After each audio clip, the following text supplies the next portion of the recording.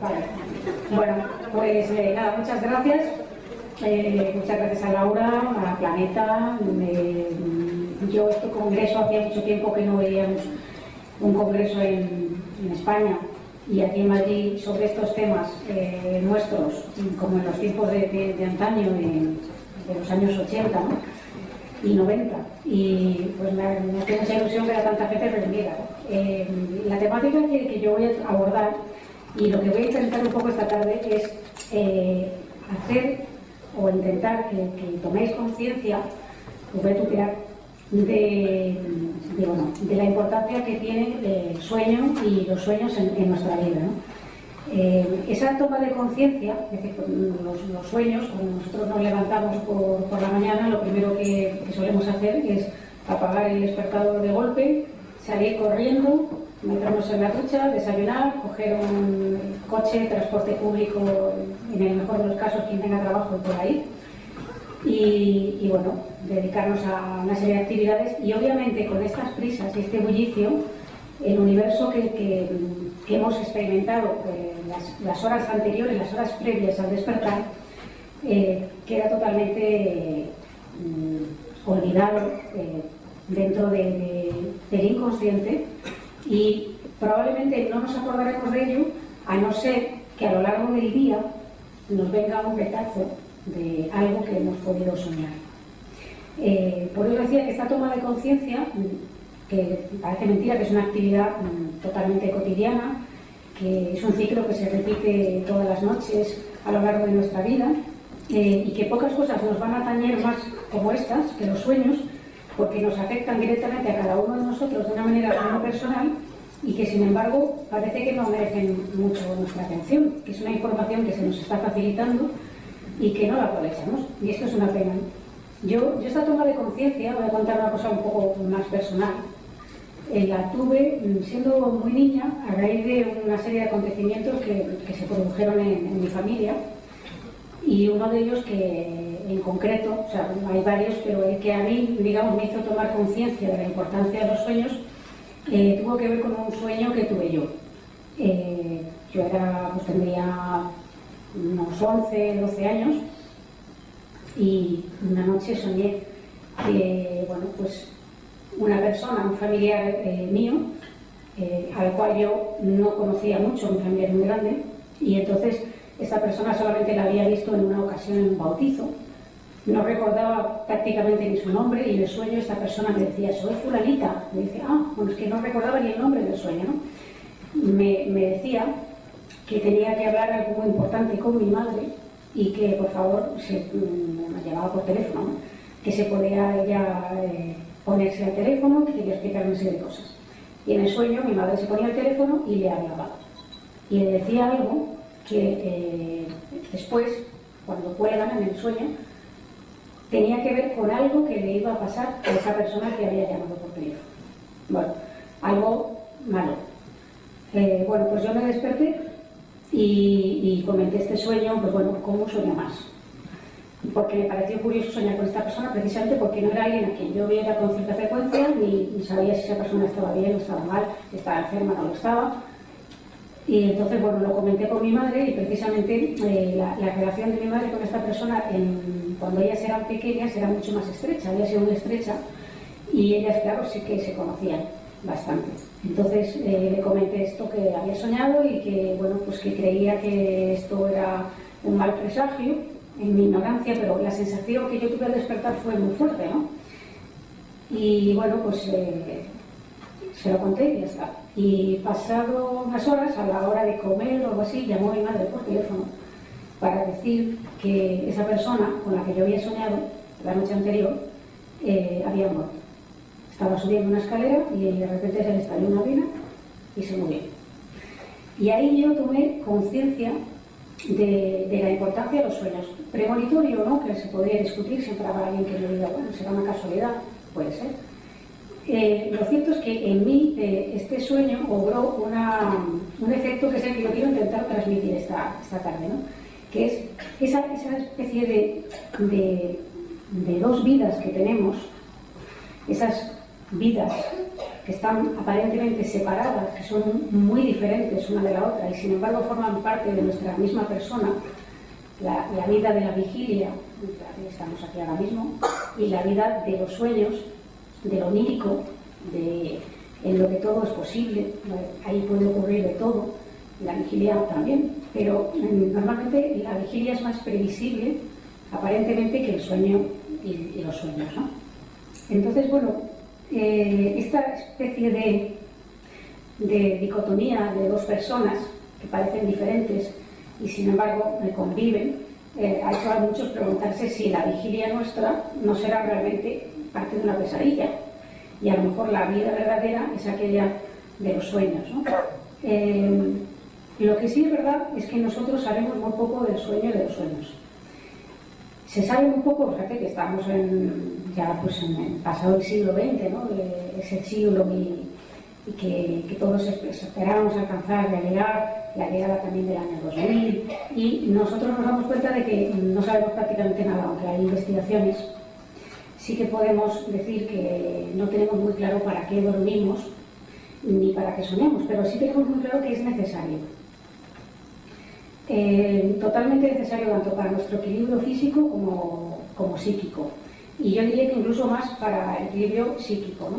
El problema de no saber nada o casi nada en torno al mundo de los sueños es precisamente que existe una barrera ética con la experimentación. Nosotros experimentar con personas y patrones de sueño y hacer que personas dejen de dormir, sabemos que conlleva una serie de problemas gordos para las personas, ¿no?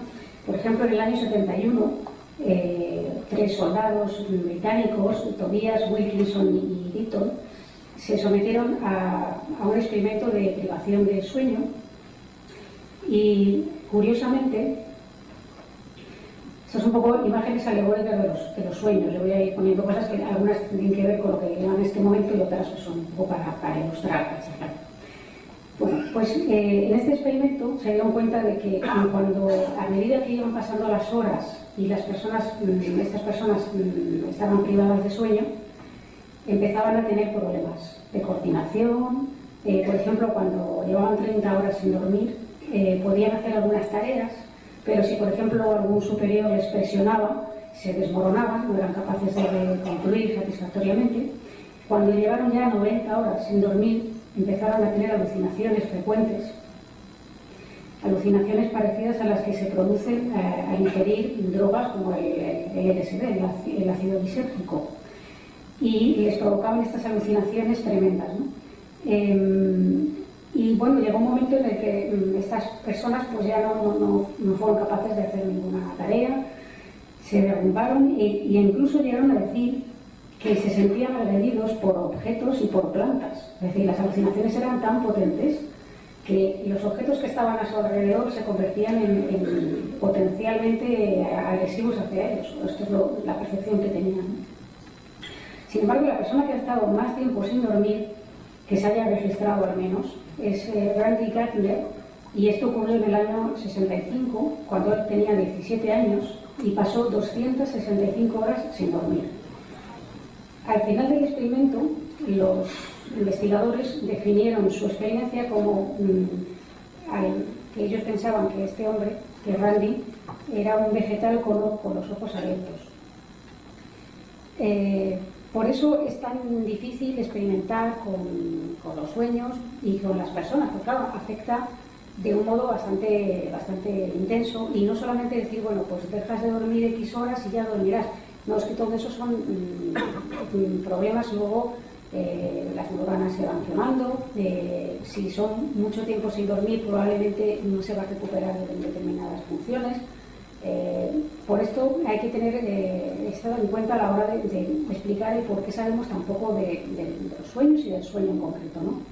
De hecho, no fue hasta 1953 cuando se empezó a percibir que los sueños se producían de manera continua todas las noches. Es decir, hasta ese momento se creía que los sueños eran experiencias casuales que podías tener o no, pero no se sabía que nosotros soñamos todas las noches X horas y dentro de esas horas pues hay diferentes fases de los sueños y se pensaba que esto no era así. Y bueno, precisamente se observó gracias a una casualidad, que hemos estado hablando antes aquí sobre las casualidades, y en fin, pues esto fue casi por una casualidad, porque se estaba realizando un experimento con el sueño de los bebés, y esto sucedía en el Departamento de Psicología de la Universidad de Chicago. Y bueno, pues casualmente uno de las personas que realizaban el experimento, que se llamaba Eugene Naserinsky, fue el primero en darse cuenta de que se producía un movimiento ocular en los párpados, y esto empezaron a investigar por qué era, y se dieron cuenta de que cuando despertaban las personas en esa fase, cuando estaban con los ojos que se estaban moviendo dentro de los párpados, casi siempre que hacían esto la persona estaba soñando, o decía que había estado soñando hasta que se le había despertado. Bueno, esto abrió un campo muy interesante dentro de los sueños, y a partir de entonces se empezó a pensar que efectivamente los sueños y el sueño cumplían una función importantísima en nuestro organismo, ¿no? Dentro de los sueños tenemos aquí un esquema que creo que nos va a ayudar a comprender un poco cómo son las fases de sueño, ¿no? Tenemos, por ejemplo, la fase de sueño ligero, que es aquella en la que nosotros, por ejemplo, nos tumbamos en la cama o en el sofá y de repente nos vamos haciendo como ajenos al mundo de la vigilia, y nuestro organismo, nuestros músculos se van relajando y vamos cayendo en esa especie de sopor, y es cuando se producen precisamente las llamadas alucinaciones hipnagógicas, que es algo que tiene mucho que ver con el misterio, porque se suele confundir con frecuencia esta fase del sueño, esas alucinaciones que pueden ser visuales, táctiles, auditivas, con experiencias de tipo paranormal, ¿no? ¿Cuántas veces hemos oído personas que empiezan a contar una experiencia paranormal y esto arranca del momento en el que alguien casualmente se ha quedado medio traspuesto en el sofá, o muchas veces, ¿no? Escuchamos testimonios de personas que nos dicen eso, ¿no? Pues estaba yo en el sofá y de repente pues sucedió tal cosa, ¿no? Y pues estaba en el sofá, probablemente esa persona entró en esa fase de sueño ligero, esa fase que llaman coloquialmente el duerme vela, y ahí entró algún tipo de alucinación hipnagógica que puede incluir alucinaciones terribles, ¿no? Como por ejemplo rostros demoníacos o alienígenas o quién sabe, ¿no? Entonces, bueno, esto es interesante saberlo porque probablemente a más de una persona de las que están aquí nos habrá pasado, y es interesante para no asustarse, ¿no? Si alguna vez nos ocurre, ¿no? Después entra en la fase de sueño más profundo, y aquí es donde suelen aparecer los sueños REM. Es verdad que también se dice que, un poco como tópico, que solamente soñamos cuando estamos en la fase REM, y no es así exactamente. Hay sueños que se producen en la fase no REM que son diferentes, ¿no? Son más ligeros, tienen otro tono. Pero los sueños profundos generalmente vienen acompañados de la fase REM, que es la fase esta más profunda que decimos. Y así vamos intercalando fases de sueño ligero y profundo con ligeros despertares a lo largo de las horas que dormamos, las 7 o 8 horas, depende de las personas, que nos hace ya luego, en un momento determinado, que el último sueño, el más ligero, ya despertamos, y ahí es cuando ya empezamos nuestra actividad, esa otra vida, ¿no? La vida de la vigilia. Es verdad que en esta fase final del despertar también se pueden producir otro tipo de alucinaciones que también tienen que ver con lo que hemos hablado antes de las alucinaciones hipnagógicas. En este caso se llaman hipnopómpicas, y son alucinaciones que también se producen al despertar, cuando nuestro organismo todavía estamos despiertos, pero nuestra coordinación, nuestros músculos, etcétera, no responden de la manera adecuada, y podemos sentir presencias a nuestro alrededor. Esa famosa vivencia que he tenido más de uno, que es muy inquietante cuando sucede, y es, por ejemplo, notar que alguien se sienta al lado en la cama, ¿no? A nuestro lado, ese peso pequeñito de que alguien está al lado de nosotros. Bueno, pues esto, quitando experiencias de tipo paranormal mucho más intensas, que ya tendrían otras características, la mayoría de las veces obedece a este tipo de alucinaciones.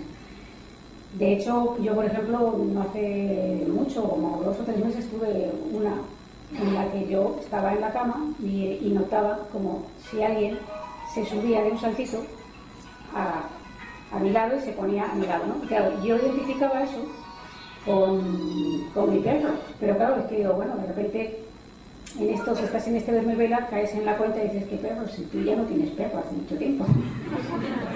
Entonces, bueno, claro, ahí te pueden dar dos situaciones. Una, entrar en pánico, si no es mi perro, ¿quién es, no? Y otra, pensar, bueno, pues será una alucinación hipnopómpica. Entonces, bueno, lo interesante aquí es aprender un poco a discernir estas cosas que pueden producirse y causar cierto temor, ¿no? Pero lo interesante es que, paradójicamente, cuando estamos durmiendo, nuestro cerebro está súper activo, es decir, no por dejar de realizar una actividad física, el cerebro descansa, sino el cerebro está muy activo. De hecho, cuando soñamos, el cerebro está súper activo, se ha comprobado, ¿no? Y por eso se llama esa fase un poco como sueño paradójico, ¿no? Porque parece que estás durmiendo, pero realmente estás más activo que nunca, ¿no? Entonces, bueno, hasta aquí digamos un poco la parte más rollo, que es la parte de explicar un poco estas fases del sueño, de por qué nos pasan algunas estas cosas. Luego hablaremos también de otro tipo de trastornos que se pueden producir y de otro tipo de evidencias que se confunden con sueños, ¿no? Pero ahora sí que me gustaría hablar un poco de lo que se ha perdido, ¿no? Es decir, cuando decía esto de que nosotros, es una pena que no prestemos una especial atención a los sueños, al mundo de los sueños, hablaba un poco de la actualidad. O sea, en la actualidad sucede esto por las prisas y por lo que digo, ¿no? Sin embargo, en la antigüedad sí que se les prestaba atención. Quizá la forma de vida era diferente. También se desconocían muchas cosas relacionadas con la mente humana. Pero lo cierto es que existía lo que se llama la incubación de los sueños, sobre todo en Grecia y en Roma. Por ejemplo, en Grecia estaban los templos dedicados a Asclepio y en Roma los templos dedicados a Esculapio. Y son templos que se erigieron en honor a estos dioses para un poco para sanar, ¿no? Se utilizaban los sueños como herramienta para comprender y mejorar la salud, ¿no? A estos templos al principio la persona enferma podía acudir para dormir allí e intentar tener un sueño curativo que le sirviera para ver qué mal le aquejaba, ¿no? Claro, como siempre pasa, y yo creo que Bruno lo ha explicado muy bien, el tema del poder, pues allí esto empezó a desvirtuarse, ya que el rito se fue transformando a lo largo del tiempo y los encargados de tener esos sueños o de incubar esos sueños ya no era el propio interesado, que era el que tenía el problema, sino los terapeutas, que empezaron a hacer de intérpretes de los sueños y bueno, pues les suministraban las instrucciones para sanarse teóricamente, ¿no? Y así cogían ellos realmente el poder, ¿no? Con relación al pueblo.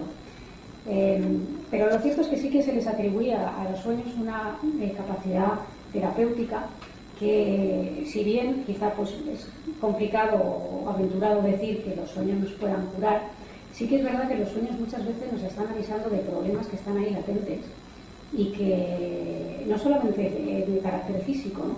Sino problemas de tipo psicológico, emocional, que estamos acumulando y que si tuvieran salida o esos sueños se pudieran interpretar de manera correcta, probablemente encontraríamos mucha solución a bastantes problemas de los que tenemos ahora, ¿no?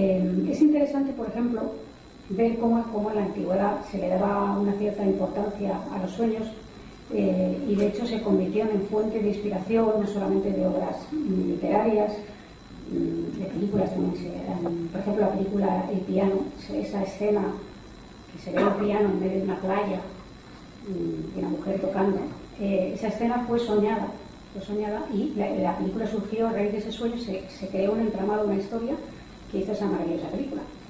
Pero antes de eso, por ejemplo, ha habido inventos, ¿no? Como que han llegado a través de los sueños, por ejemplo, la fórmula de benceno de Kekulé, que soñó con una especie de serpiente, como vemos en la imagen, de Huidobros, ¿no? Que se toca la cola, y que eso le dio un poco la idea para concluir algo que efectivamente estaba trabajando en ello. No significa que la inspiración fuera divina, decir, pues tú no tienes ni idea de lo que es el benceno y te llega una fórmula, no. Él llevaba años trabajando en esa materia, no encontraba soluciones a los problemas, que es lo que ha venido pasando generalmente en este tipo de casos, y llega un momento en que tú tienes toda esa información en la cabeza, el consciente no es capaz de dar una respuesta, pero el inconsciente sí. Y el inconsciente te manda un aviso, y si tú estás trabajando en ello, te surge esta fórmula, que yo para mí es indescifrable, pero que para él tenía mucho sentido, ¿no? También ocurrió algo así, parecido con la tabla la tabla periódica de los elementos de Mendeleev, que también fue medio soñada. Esa creatividad le ayudó a concluirla, a terminarla. Y luego, por ejemplo, entrando en materia literaria, ha habido muchísimas composiciones literarias que han tenido como fuente de inspiración los sueños. Pero quizá me gusta destacar siempre el autor, en este caso Lewis Carroll, y Alicia en el País de las Maravillas, y algunas de sus obras, como por ejemplo Sandra y Bruno, menos conocida, que ha trascendido menos, pero si recordamos esta obra, nos daremos cuenta que las imágenes que en ella aparecen son surreales, ¿no? Entran a formar parte casi como de algo soñado, algo que no tiene ni pies ni cabeza. Para nosotros muchas veces los sueños, el problema que tenemos a la hora de interpretarlos es que no le encontramos un sentido, porque podemos soñar cosas que en la vigilia jamás se nos pasarían por la cabeza, ¿no? Y sin embargo, por ejemplo, en este caso Lewis Carroll tomaba muy buena nota de todas esas informaciones que recibía, y es más, él, que era muy ingenioso, creó un aparato que no se sabe muy bien exactamente en qué consistía, que él llamó nictógrafo, y que él, claro, porque el problema que tenían en aquellas épocas es, claro, tú te levantas y te despiertas en mitad de la noche y tienes que encender una vela, coger la pluma, ponerte a escribir, claro, cuando quieres hacerlo ya se te ha olvidado. Ahora tenemos la suerte de la grabadora, ¿no? La grabadora y tal. Pero él lo que hizo dijo, bueno, yo voy a seguir soñando, yo voy a seguir apuntando mis sueños, pero tengo que hacer un sistema para idearlo, ¿no? Y lo que él tenía era una especie de plancha, una plancha que no sabía muy bien cómo funcionaba, con un carboncillo, un papel de carboncillo. Entonces él tenía esa plancha, siempre dormía con ella debajo de las mantas, así, sin más. Y entonces, cuando se despertaba con una idea y con un sueño, lo que hacía era que, sin abrir los ojos y sin moverse de ahí, empezaba a escribir y daba forma a ese sueño que había tenido. Y ya de día analizaba la cuestión y muchas veces reproducía esas escenas tal cual, que es en el caso, por ejemplo, que vemos de Alicia en el País de las Maravillas, o de Sandra y Bruno, todavía más psicodélico, más imágenes que no tienen aparentemente mucho sentido, ¿no? Y luego, por ejemplo, hay otros inventos prácticos, como por ejemplo la máquina de coser en sí, no, la primitiva máquina de coser, antes que la máquina actual, vamos a decir así, fue idea de Elias Howe. Y Elias Howe tuvo un sueño muy concreto, ¿no? Él estaba dándole vueltas al tema de la máquina, pero no sabía cómo arreglar el asunto para que ese mecanismo funcionara y llegara a coser, lo que sería la hoja. Y él una noche tuvo un sueño en el que se veía en medio de la selva y de repente le perseguían unos nativos por ahí, de esos lugares de la imaginación, que iban medio desnudos y portaban escudos y lanzas. Entonces, cuando le estaban persiguiendo para matarle, se dio cuenta de que las lanzas acababan en un ojal y que tenía un agujero en medio, la punta, ¿no? Entonces dijo, anda, qué idea más buena para introducir el hilo y crear su particular máquina de coser, ¿no? Es decir, que todas estas informaciones evidentemente estaban rondando la cabeza de los creadores, no eran algo que viene por ciencia infusa, sino algo que tiene información previa y que no sabe resolverla en la vigilia, y esta famosa fórmula de lo consultaré con la almohada no es ninguna mala idea, todo lo contrario. Muchas veces problemas que nos parecen que no tienen solución, nos acostamos, eso es un consejo una recomendación para quien tenga interés en probarlo. Un problema que nos acucie, es buena idea escribir un poco el problema, pero hacer sobre todo una pregunta muy clara, porque el inconsciente es muy inteligente, pero hay que decirle las cosas. Entonces, preguntar lo que se quiere averiguar, es decir, tengo este problema, ¿cómo podría solucionarlo? Y meter eso debajo de la almohada. Evidentemente no se trata de una cosa mágica, sino de que nosotros estamos creando una intención. Estamos creando una intención en ese papel, lo estamos ritualizando al meterlo debajo de la almohada, y estamos propiciando que antes de acostarnos nuestros pensamientos vayan dirigidos a ese problema que nos inquieta, y probablemente al despertar le hemos dado tantas vueltas en la conciencia y no hemos hallado la respuesta, y sin embargo el inconsciente la encuentra y nos la facilita a través de algún sueño o alguna idea creativa. Aquí hay varias personas que escriben y yo sé que la escritura muchas veces proviene de ideas que se dan durante los sueños. Quizá no se sueña con el argumento total, pero sí con ideas que nos ayudan a avanzar en la historia que estamos creando dentro de una novela o dentro de una narración de un cuento. Entonces es una cosa que está bastante bien probarla, ¿no? Por lo menos probarla. Si no funciona, en algunos casos, pues por lo menos sabemos que no perdemos nada, ¿no? Bueno, entonces vamos a pasar ya un poco a hablar de las teorías de la interpretación del sueño, ¿no? Después de conocer un poco todos los aspectos trascendentes, hemos visto la importancia que se le daba a los sueños en la antigüedad, llegamos a una época en la que se empieza a valorar los sueños otra vez, pero de una manera diferente a la que se hacía antes, ¿no? Quizá el exponente mayor es Freud, y bueno, curiosamente él escribió un libro famosísimo ahora que se llama La interpretación de los sueños. Lo publicó en el año 1900 y la tirada fue, que esto para cualquier editor, ya me dirás, Laura, si esto no es una ruina, fue apenas de 500 ejemplares, y 6 años después de su publicación solo había vendido 350 de esos 500. O sea, fue un fracaso editorial tremendo, porque no era una forma, una rotura de pensamiento tremenda, ¿no? Lo que él estaba proponiendo. Sin embargo, hoy en día esta obra es la obra más vendida de sueños del mundo. O sea que, claro, estas cosas pasan cuando normalmente ya no está para disfrutarlo, ¿no? Pero Freud pensaba que básicamente que los sueños eran el escape que la mente tenía ante situaciones que tenía que reprimir a lo largo del día. Es decir, por ejemplo, no sé, alguno de ustedes que tenga un problema laboral y resulta que tiene que aguantar a un jefe que es muy mandón, tiene un mal genio, etcétera, y entonces eso día a día, claro, es tu jefe y te lo tienes que aguantar, entonces no te queda otra. Pero día a día se va acumulando, se va reprimiendo. Lo que yo le diría en este momento a mi jefe, yo lo uso a mi jefe, lo que le diría es madre de Dios.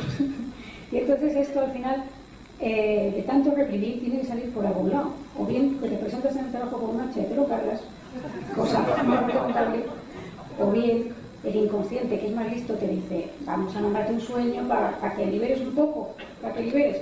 Y entonces lo que haces es a lo mejor presentarte un sueño en el que tú das muerte a tu jefe. Pero bueno, ahí no vale, porque como es una cosa alegórica y no real, pues lo que haces es liberar esa tensión. Esto es lo que creía el problema, ¿no? Liberar esa tensión de forma que le das una salida lógica, ¿no? Una salida que, bueno, pues hay que un problema, como no lo puedes solucionar por otro lado, te lo tienes que tragar, hijo, delante este sueño para que por lo menos te desquites. ¿Qué pasa? Esa teoría, que a mí me parece bastante válida, yo creo que todos nosotros pues, a lo largo del día reprimimos situaciones de todo tipo, incluso cargas familiares, o sea, muchas cosas que se hacen no por tanto por aguantar porque no te queda más remedio, sino por no hacer un disgusto a alguien, que si hay que cuidar de fulano, pues hay que cuidar de fulano, que ahora te ves en un compromiso y te ves en ese compromiso, pues todas esas cosas por no hacer un mal a un tercero muchas veces se está tragando y pues se te manifiestan en forma de enfermedades o también en forma de este tipo de sueños, ¿no?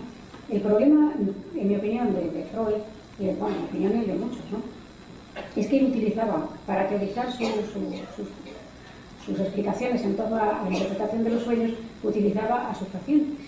Es decir, partiendo de la base de que eran personas que tenían la mente un poco problemática, ¿no? Que cuando estaban siendo sus pacientes era porque tenían algún problema, grave o menos grave, pero eran personas que no estaban completamente sanas. Entonces, claro, el teorizar todo en base a personas que no están totalmente sanas, eso es lo que se le reprochó en la época. Y luego también otra cosa, y es que tenía él una obsesión de hoyo sexual, porque él le daba una concepción pansensualista a todo lo que se soñaba. Es decir, que estamos aquí hablando con un micrófono, pues nada, no, esto no es un micrófono, es un pene. Que está aquí un vaso de agua, no, esto es una vagina. Todo él tenía esa visión que muchos dicen, bueno, pero vamos a ver, que a veces un plátano es esa famosa frase de que a veces un plátano es solo un plátano, ¿no? O de una corbata es solo una corbata. Y entonces, bueno, pues estas diferencias, digamos, en su forma de teorizar, se vieron muy patentes porque él tenía un alumno que es Jung, que es el que tenemos en la imagen, que era un aventajado discípulo de Freud y que por todas estas situaciones terminó apartándose de él, y de hecho se estableció una rivalidad tremenda entre ellos y llegaron a insultarse públicamente por carta y todo, ¿no? De hecho, Freud llegó a escribir sobre Jung. Dice, en lo que a Jung concierne parece haber perdido el juicio, se está comportando como un loco. Es decir, esto es una idea de cómo acabaron, ¿no? Pero lo cierto es que Jung se centró en la teoría del inconsciente colectivo, que es lo que es su gran obra, ¿no? Lo que él ha dejado como legado. Para él vivimos en un mundo de símbolos, en un mundo totalmente lleno de señales, de signos y de símbolos. Y este mundo se manifiesta a veces en símbolos que podemos ver en la calle, pero a veces en símbolos que tienen que ver con los sueños, es decir, cosas que se manifiestan a través de la simbología, que es un poco las bases de la interpretación de los sueños en cuanto a la simbología se refiere. Básicamente para él y para casi toda la gente que sigue la corriente simbólica existen tres clases de símbolos. Por una parte tenemos los símbolos universales, como puede ser el fuego. El fuego es un símbolo que nos viene de la época de las cavernas, de cuando el hombre empezó, digamos, a descubrir el fuego y se dio cuenta de que si lo tocabas te quemaba, ¿no? Entonces ese es un símbolo universal que significa lo mismo en todas las culturas, da igual que estemos aquí ahora mismo en este hotel, en Barajas, o que estemos en Australia. Es un ejemplo de símbolo universal, pero hay otros, hay el agua, el sol, todo vienen de épocas remotas, ¿no? En las que el hombre empieza a ser consciente de sí mismo y esa simbología profunda queda impregnada, según Jung, en el inconsciente colectivo de todos. Luego están los símbolos locales. Yo he puesto este ejemplo de un caballo porque soñar con un caballo, para cualquiera de nosotros que no esté versado en estas lides del hipódromo, el jockey, toda esta gente, es probablemente un símbolo que tendrá una determinada interpretación en función de las cosas que nos han ido pasando, de por qué aparece este símbolo, de si nos ha ocurrido algo con caballos, pero en cambio para el colectivo que trabaja en hipódromos, en caballerizas, los jinetes, etcétera, todo eso es parte de su aspecto, de su ámbito laboral. Entonces, los símbolos locales son aquellos que tienen que ver con determinados colectivos o determinadas situaciones en las que se unen grupos por determinados intereses. Y entonces esto hace que los símbolos se transformen en una especie de gueto, ¿no? O sea que para nosotros, los del ámbito de los caballos, tiene un significado que no es el mismo para el resto. Y luego tenemos los símbolos personales, que son los más importantes, porque normalmente en la mayoría de los sueños, claro, que esto se explica así, parece, bueno, que están muy separados y que se puede entender muy bien, pero el problema es que cuando soñamos se entremezclan todo tipo de símbolos. Podemos soñar con un mar en calma o un mar embravecido y de fondo puede haber un caballo, y al mismo tiempo se mezcla ese símbolo universal con el local, con un símbolo personal en el que nos vemos ahogarnos porque quizá nosotros tuvimos una experiencia de pequeños en que casi nos ahogamos. Pues esto es lo que ocurre con los símbolos personales. Los símbolos personales tienen una interpretación totalmente personal, valga la expresión, e intransferible. El hecho de, por ejemplo, soñar con una araña, pues nos puede dar más o menos asco el animal, o nos puede dar miedo o lo que sea, pero si a ninguno de nosotros nos ha picado una araña de niños, pues bueno, vemos como un animal más que puede tener X significado.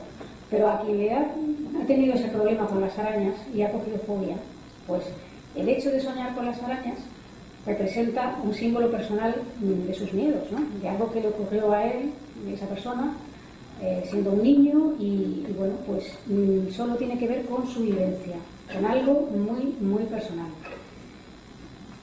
Claro, ese es el problema donde radica la interpretación de los sueños, es descubrir cuáles son nuestros propios símbolos, ¿no? Lo que significa para nosotros determinados aspectos.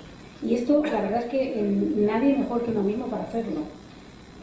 También es verdad que la forma de hacerlo es llevando un diario de sueños. Claro, esto se dice fácil, pero es un rollo. Yo sé que es muy gente que empieza con muy buena fe, ¿no? Voy a llevar un diario de sueños y voy a apuntar lo que sueño y luego duran 2 días. Pero hay gente que sí que lo ha hecho. Entonces, al hacerlo, te das cuenta de que determinadas simbologías, determinados sueños, determinados personajes o situaciones aparecen repetidos con más frecuencia de la que pensamos. Eso se ve claro con el paso del tiempo al analizar esos sueños, ¿no? Por ejemplo, había el caso de un comerciante inglés que empezó a llevar un diario de sueños porque empezó a soñar que tenía como una parálisis en las piernas. Esto le asustó muchísimo y empezó a apuntar los sueños, y al pasar X meses descubrió que había soñado en diferentes variantes, pero con esta misma temática en la cual él tenía las piernas paralizadas en torno a 17 veces, una barbaridad. Y entonces, posteriormente, perdió la movilidad en las piernas. Claro, habrá quien diga, pues fue un sueño premonitorio, se estaba repitiendo ahí. No, fue un sueño de aviso. Es decir, probablemente él se estaba gestando una enfermedad en su interior y él no lo sabía, porque no había tenido más que símbolos de manera muy, o sea, como podía mover las piernas, pues bueno, el inconsciente le estaba enviando ese aviso, le estaba diciendo, ojo, que algo no marcha bien. Y él no sabía exactamente qué era. Entonces, esa enfermedad estaba ahí latente, y cuando se manifiesta del todo es cuando ya se queda inválido, ¿no? Entonces, bueno, la forma de llevar también ese diario de sueños tiene otro sentido, y es el hecho de poder saber cómo cultivar, o sea, cuanto más apuntamos los sueños y más atención le prestamos, parece que los sueños nos prestan más atención a nosotros, nos mandan más avisos, nos mandan cada vez más avisos más claros y nos mandan esa información de una manera que antes no la veíamos tan clara, y de repente empieza todo como a esclarecerse. Y por aquí me estás diciendo que quedan 5 minutos. Yo no quería dejar de... Hombre, hemos empezado más tarde. Si te agarras, pero te dejo aquí, porque me ha dado mucho más, pero luego hay preguntas. Bueno, no quería dejar de comentar por lo menos algún caso de sueño premonitorio, como el caso del doctor Guden, que no es este señor. Este señor es Luis II de Baviera, que era primo de la emperatriz Sisi, conocida por todos nosotros, pero este señor tenía, Luis II de Baviera le llamaban el rey loco, y es que tenía unos trastornos de esquizofrenia, etcétera, ¿no? Entonces él tenía un médico psiquiatra que le acompañaba a todas partes, y este médico, mucho antes de entrar al servicio de Luis II de Baviera, empezó a soñar un sueño que se le repitió un montón de veces y que nunca fue capaz de dar la interpretación, ¿no? Se veía en medio de un lago luchando a brazo partido por intentar sacar a un hombre al que no podía ver el rostro porque se iba a ahogar, y al final no lo conseguía y se ahogaban ambos. Bueno, pues este sueño él lo tuvo muchas veces, y después entró pues casualmente al servicio de Luis II, y cuando empieza Luis II a tener un brote ya muy serio que le tienen que apartar de la vida pública, ¿no? Se marcha a un castillo. Y bueno, pues sucede que marcha con su médico, y no se sabe muy bien qué ocurre en este episodio, pero lo que sí se sabe es que Luis II intenta suicidarse y su médico, que intenta salvarle la vida, al final perecen ahogados ambos. Esto sucedía el 13 de junio de 1886, y en el lago Starnberg, que es donde ocurre esto, aún puede verse una cruz con unas flores en recuerdo de esa trágica situación que se vivió allí, ¿no? Otro de los sueños premonitorios es el que tuvo Edwin Brockman, que era un naturalista británico que fue fundador y primer director del Museo de Historia Natural de Concepción en Chile, y que era un hombre de ciencia y que realmente pues, no creía en estas cosas, hasta que una noche soñó que se veía caminando por una avenida, y que en esa avenida, que al principio parecía un jardín normal, empezaba a ver lápidas y lápidas y lápidas y lápidas, hasta que llegaba a una, se detenía y leía lo que ponía la lápida. Entonces descubre que ponía su nombre y ponía una fecha. Ponía Edwin Reed, naturalista, 7 de diciembre de 1910. Eso a él le impresionó mucho, pese a que él no creía en estas cosas. Lo comentó en varias ocasiones. Y lo cierto es que él murió en esa fecha. O sea, que es curioso. Otro caso interesante es el de Horacio Caballo, que campeón de peso mosca en la década de 1960, pues en esa época de esplendor pugilístico, en el año 65, estando en Tokio, debía tomar un avión para trasladarse hasta Buenos Aires y con una escala en San Francisco. Él, unas noches antes, tuvo una pesadilla terrible en la que él y su equipo, pues, su manager y los preparadores físicos que viajaban con él, subían al avión y el avión estallaba en el aire. Entonces él, al despertar, dijo: a mí llamadme lo que queráis, supersticioso, lo que queráis, pero yo no voy a coger el avión, que me tengo para dentro de 2 días y cambiar el billete. Me le hicieron caso, se cambió los billetes y el avión que debía haber tomado Horacio Caballo se estrelló en el aire.